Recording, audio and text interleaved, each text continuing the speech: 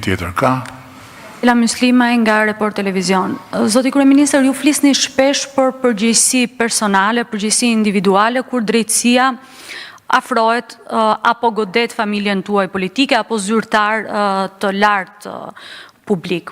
Megjithatë, pavarësisht përgjegjësisë që duhet jetë është individuale dhe këtë e vërteton drejtësia, duhet ju pyes në lidhje me luftën antikorrupsion që bëhet paralelisht nga ekzekutivi apo nga institucionet tjera të brendshme. A mendoni ju se ka funksionuar sistemi i luftës antikorrupsion, sistemi i brendshëm që keni ngritur ju përballë një realiteti që ne shohim kur gjithnjë më shumë familja juaj goditet nga SPAK, dhe për të qartësuar edhe pak më shumë dhe për të vazhduar pyetjen e koleges, do të kemi një rishikim të kodit procedurës penale sa i takon çështjes paraburgimeve që ju ndalët gjatë dhe rishikim të veprës penale të shpërdorimit detyrës ashtu siç po kërkon Bashkimi Evropian? Faleminderit. Tani unë nuk e di si bëhet, po unë do ta përsëris edhe një herë tjetër, me që juve vazhduat atë muzikë. Shqipëria sot ka shumë më pak korrupsion se ç'ka pasur. Fakt. Pse fakt? Marrim rastet e njerëzve që kanë paguar para për të marrë një shërbim. Janë ulur 95% minimalisht. Pse? Sepse 95% e shërbimeve nuk kanë më njerëz. Vim tek familja politike. Familja ime politike është shumë e madhe. Apo ja? Shumë e madhe. Po shumë. Familja ime politike prodhon 83 mandate.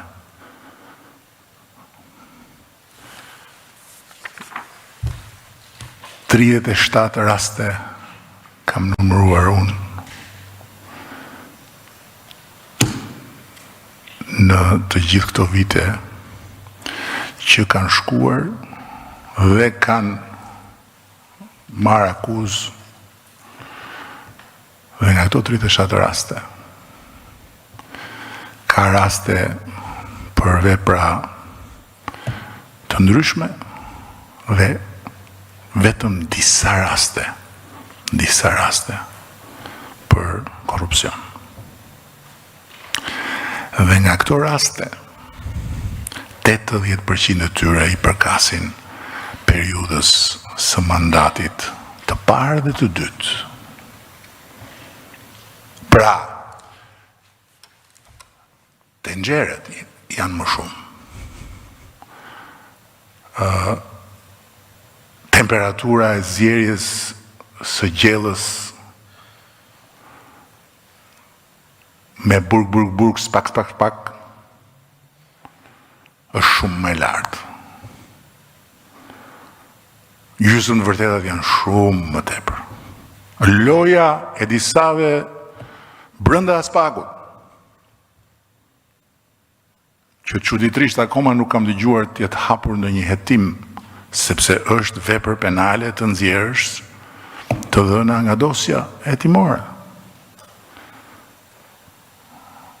Është sot shumë aktive, po të gjitha këto nuk duhet të thonë që realiteti flet për një Shqipëri më të korruptuar. Realiteti flet për një Shqipëri që është në luftë me korrupsionin. Dhe një Shqipëri që modernizohet dhe që ka hapur të gjithë kapitujt e negociatave pikërisht sepse po i bën të gjitha këto gjëra. Ky është realiteti. Se nuk po i referohem se çfarë mendoj unë, po i referohem se çfarë rezultatesh vinë si rezultat i asaj që mendojnë të tjerët, që nuk janë në tenxhere, që nuk zihejnë tenxhere dhe që nuk presin nga tenxheret rrëzimin e qeverisë. Më kupton? E dim shumë mirë se kush janë financuesit e tenxhereve më aktive apo jo. Tim shumë mirë. Dhe ata natyrisht që të kërkojnë rrëzimin e qeverisë, patjetër. Si mos ta kërkojnë? Kanë humbur privilegje të mëdha dhe do zmadhojnë çdo gjë. Do sajojnë çdo gjë. Punë e tyre.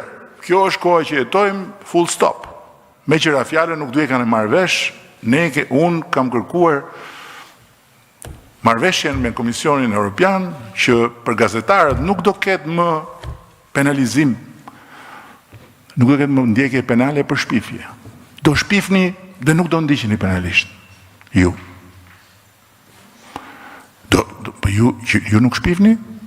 Ju shpifni pa tjetër, sepse po nuk shpifët ju nuk I duheni atyre që ju punsojnë. Dhe të shpifësh nuk do të thotë thjesht që ti të sajosh diçka, mjafton të thuash një gjysmë të vërtet, ka marrë fund. Kaq.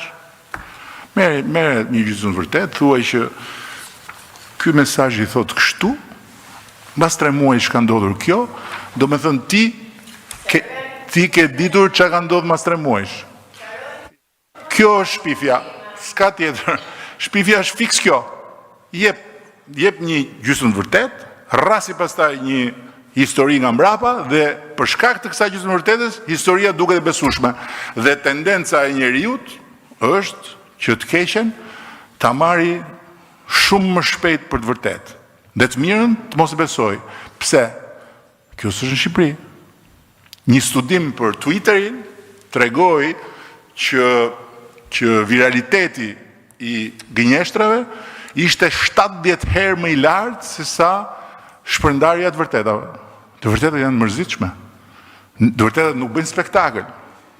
Të thuash që Shqipëria është e para në rajon për transparencën dhe eficiencën e të gjithë sistemit prokurime publike, sepse këtë e thot Sigma, një institucion që se ka vënë njëri në diskutim, është diçka shumë e mërzitshme.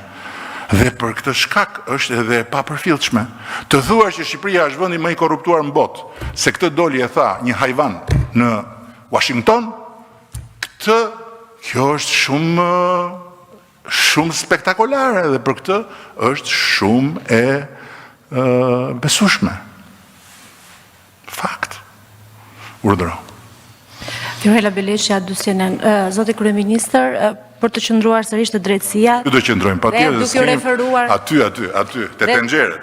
Dhe duke u referuar fjalëve tuaja në shënimet e javës, ku keni prekur një rast të sjelljes oficerëve të BKH-s me Gardën e Republikës, që nuk linin armën e tyre tek dera në hyrje të godinës së Këshillit të Ministrave, dhe keni thënë që ka ardhur koha për një reflektim serioz, nuk mundet kurrësi të lejojmë që kura të bëhet problem më I madh se sëmundja. Ndërkohë, një tjetër shënim të javës, së datës 21, keni thënë dhe keni hasur edhe një herë faktin që kur njerëzit merren në pyetje apo zyrtarët merren në pyetje në SPAK, ata nuk regjistrohen me video dhe me audio, duke ngritur një pikpyetje shumë të madhe sipas jush.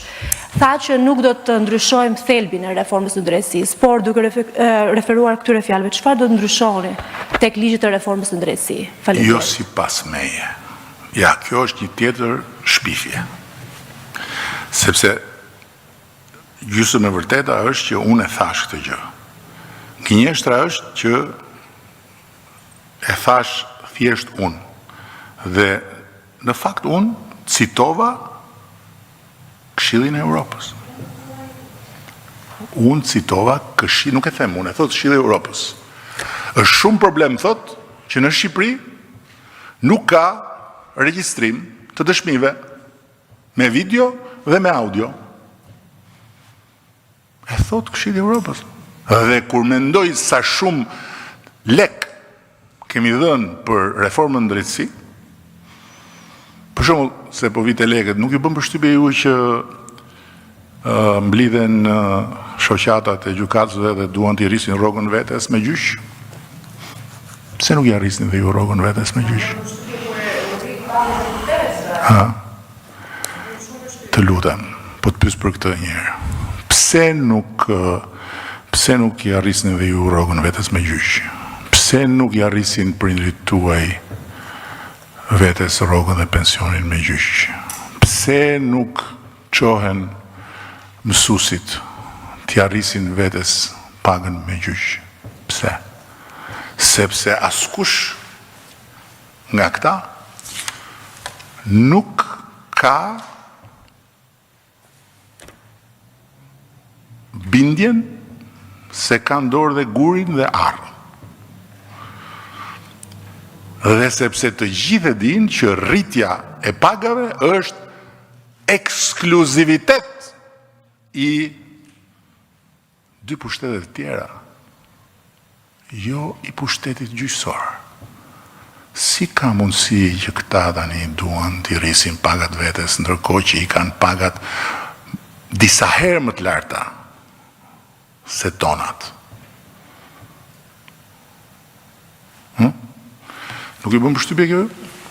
Mua për shumë kjo më bën shumë përshtypje dhe unë mendoj që pikërisht pse në vendet tjera ka ndodhur që kura të bëhet më e rrezikshme se sëmundja, ne s'duhet presim dhe unë s'mund të pres që kjo të ndodhi, duhet ta parandalojmë. Qa do të thotë që kura të bëhet më e rëndë se sëmundja? Do të thotë për shembull që një vend të humbi 10% GDP-s. Vetëm nga kura.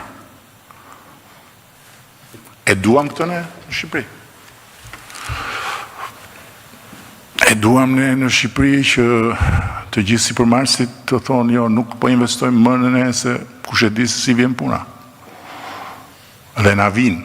E duam ne në Shqipëri që njerëzit thonë jo, s'po blej më se kush e di si vjen puna. Nuk e duam, apo jo. Nuk jemi aty, por rreziku që të shkojmë aty është real. Pse? Sepse ka ndodhur në vende të tjera. Zemra, të lutem se nuk ka lidhje me destabilitetin, po flasim për ekonominë. Po flasim për rënien e besimit tek vendi.